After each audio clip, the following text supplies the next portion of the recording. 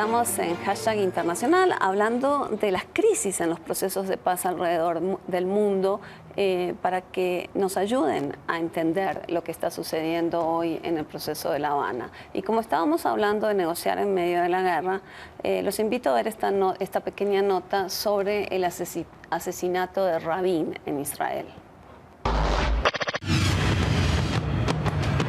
Yitzhak Isaac Rabin fue militar y político israelí, 2 veces primer ministro de 1974 a 1977 y de 1992 al día de su asesinato, el 6 de noviembre de 1995.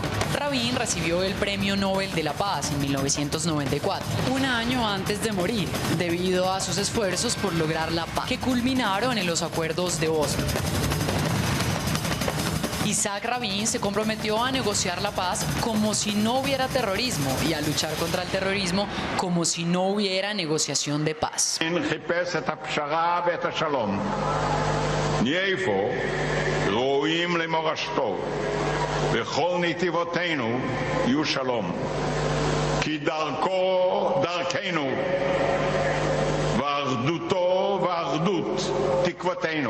El 4 de mayo de 1994, Rabin firmó el Acuerdo de Gaza y Jericó, que concedió la autonomía a los palestinos en Gaza y Jericó. El 24 de septiembre de 1995, Israel y la Organización para la Liberación de Palestina firmaron el Acuerdo de Oslo, que amplió las zonas bajo el control de la nueva autoridad palestina en Cisjordania.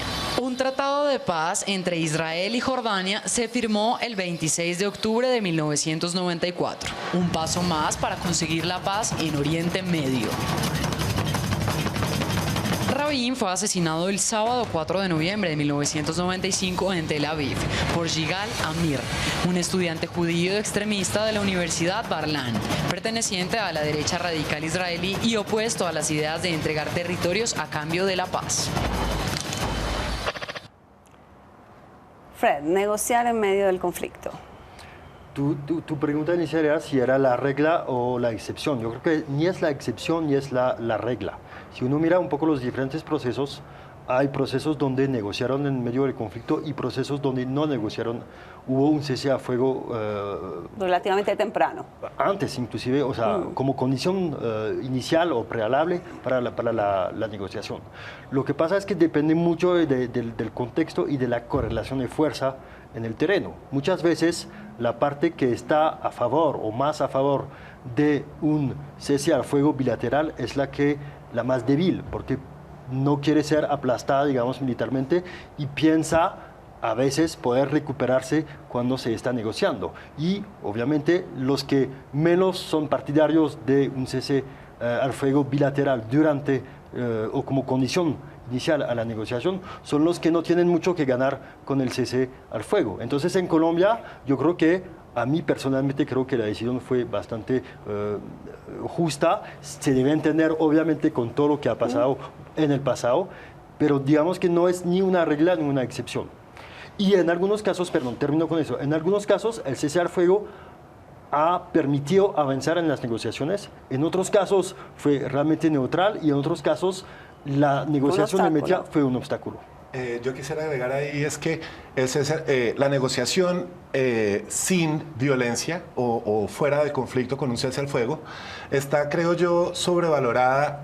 Es decir, se ve como un ideal, como el deber ser, pero resulta que hay casos, habría que mirar el caso individual o particular, porque hay casos como Angola o Ruanda, donde ese cese al fuego lo que permitió fue, hay una negociación, las partes se quedan quietas, pero en muchos casos permitió una reorganización táctica, permitió incluso un rearmamento dentro de las fases, fracciones en conflicto, y en Angola significó un periodo de violencia aterrador y en Ruanda significó un genocidio. Pues y una prolongación de la guerra en Angola. Indiscutiblemente.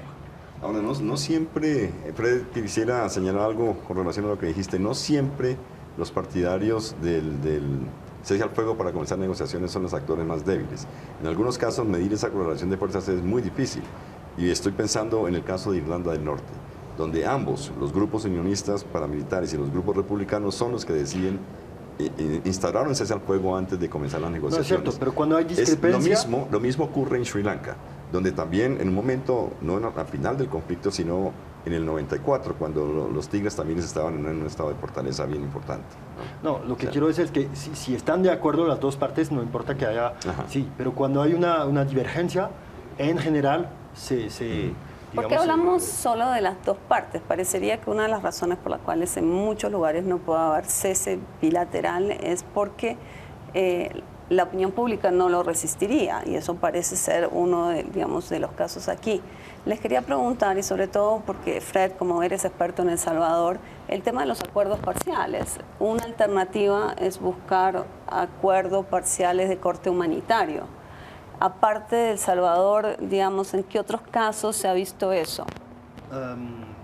Sobre acuerdos humanitarios es un poco la misma, o sea, hay casos donde la firma de un acuerdo humanitario permitió avanzar, desbloquear, impulsar las negociaciones. En el caso de El Salvador, sí, el Acuerdo de San José sobre derechos humanos permitió no solamente crear una misión de Naciones Unidas, sino avanzar en las negociaciones. En otros casos, la búsqueda de un acuerdo humanitario dilata, ¿sí?, aplaza las negociaciones realmente políticas.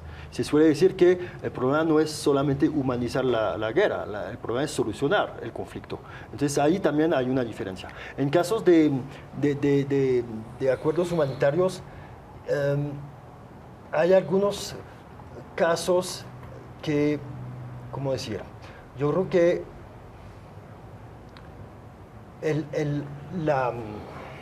no sé cómo decirlo, lo voy a encontrar.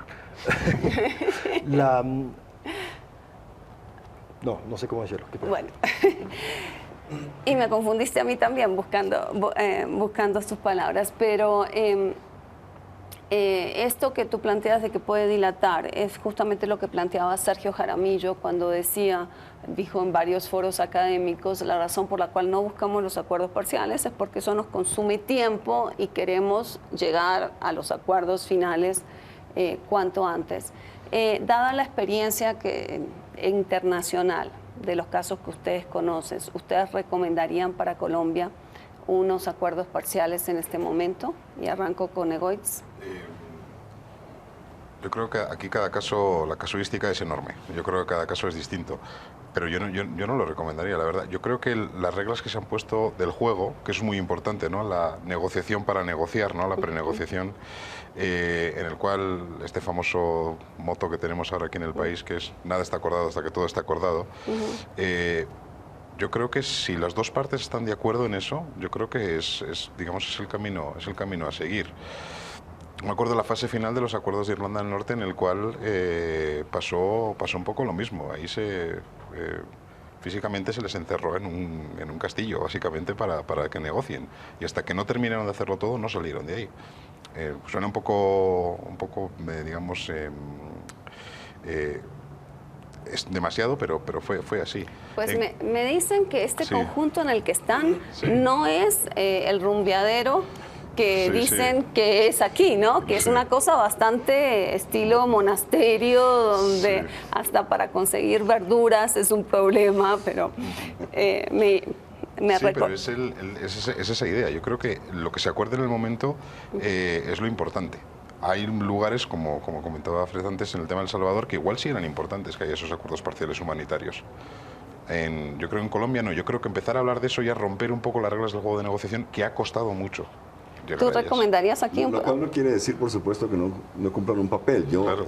Por eso depende mucho del contexto. Hay momentos o hay procesos en donde la desconfianza entre los actores es tal que lograr unos acuerdos parciales, aunque no se resuelva el conflicto, generan confianza en el adversario y generan confianza en el proceso pacífico. ¿Ustedes lo recomendarían para este momento? Justamente yo iba a decir algo ahí, y es que el caso particular de cada uno de los países es fundamental. No podemos comparar A con B, porque en Colombia la relación entre gobierno, FARC, gobierno, ELN, gobierno, lo que sea, es completamente diferente a la relación entre los actores de otros conflictos.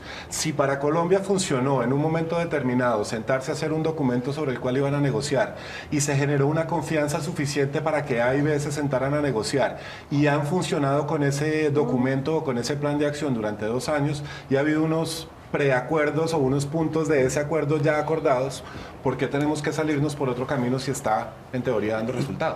Bueno, les propongo que ahora pasemos al tema de la participación internacional. en el acompañamiento internacional. Miremos primero la nota, nos vamos a una pausa y volvemos para discutirlo.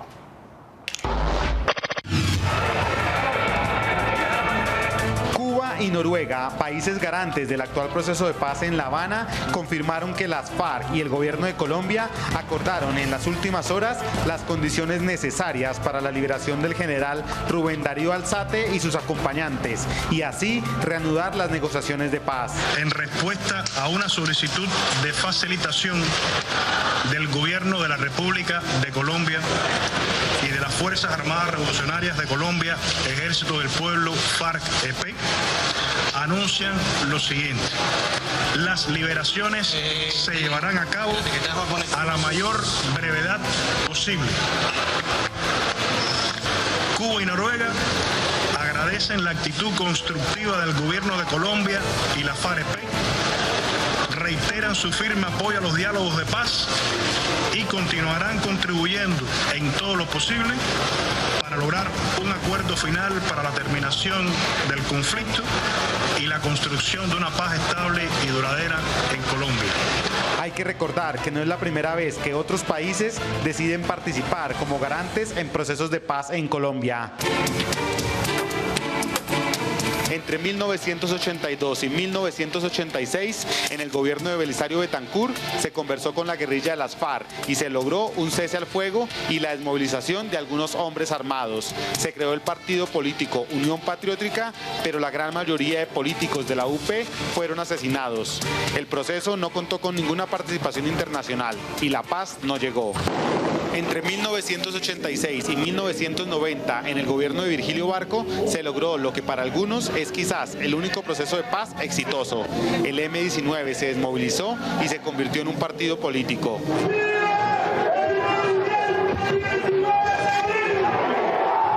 Dentro de pocos minutos, signar, refrendar el acuerdo de paz. También se firmó un acuerdo con el Ejército Popular de Liberación, EPL, y se intentaron acercamientos sin éxito con la llamada Coordinadora Guerrillera Simón Bolívar, conformada por las FARC, el ELN y la disidencia del EPL. No se pensaba entonces en involucrar actores internacionales como testigos. En el gobierno de César Gaviria Trujillo, entre 1990 y 1994, se desmovilizó el movimiento armado Quintín Lame y se continuaron los intentos con la Coordinadora Guerrillera Simón Bolívar en Cravo Norte, Arauca. Allí se acordó el inicio de conversaciones directas y se comprendió los beneficios que podría aportar negociar fuera del país. El lugar escogido fue Caracas, en Venezuela, pero los problemas internos en el vecino país llevaron a que las conversaciones se trasladaran a Tlaxcala, en México, donde después de 7 meses de conversaciones, el diálogo llegó a su fin.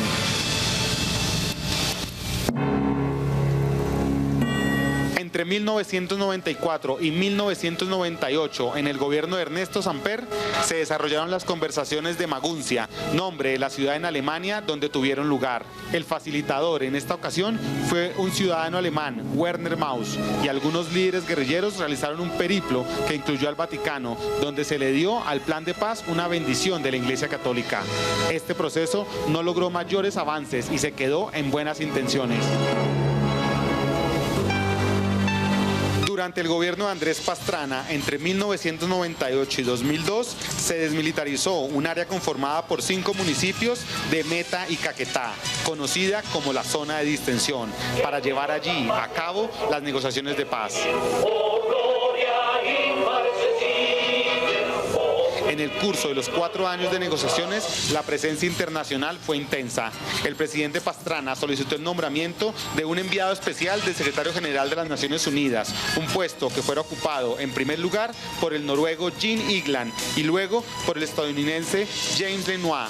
Como una de sus principales funciones, Igland organizó en febrero de 2000 el viaje de funcionarios gubernamentales encabezados por Víctor G. Ricardo y portavoces guerrilleros a países como Suecia, Noruega, Italia, el Vaticano, España, Suiza y Francia. El proceso de diálogo estuvo acompañado por gobiernos de varios países, organizaciones multilaterales, organizaciones no gubernamentales, ONGs y sectores de la sociedad civil colombiana y extranjera. Se creó también la Comisión de Países Amigos del Proceso, que era un grupo de 26 países, además de un delegado de las Naciones Unidas y de la Unión Europea. Durante los dos periodos presidenciales de Álvaro Uribe Vélez, entre 2002 y 2010, se realizó un proceso de paz con las Autodefensas Unidas de Colombia, en las denominadas conversaciones de Ralito en Córdoba, lo que logró la desmovilización de más de 30.000 hombres con el acompañamiento de la misión de apoyo al proceso de paz de la OEA. Para el retorno de los secuestrados, el gobierno de Uribe buscó varias mediaciones internacionales, entre las cuales se destaca la de Hugo Chávez. Varias rondas de conversaciones con el ELN tuvieron lugar en Cuba. Ahora, en el actual proceso de paz de La Habana, se espera que la liberación del general Rubén Darío Alzate, el cabo Jorge Rodríguez, los soldados César Rivera y Jonathan Díaz, además de la abogada Gloria Orrego, se realice en los próximos días con la participación de Cuba y Noruega como países garantes y la colaboración del Comité Internacional de la Cruz Roja.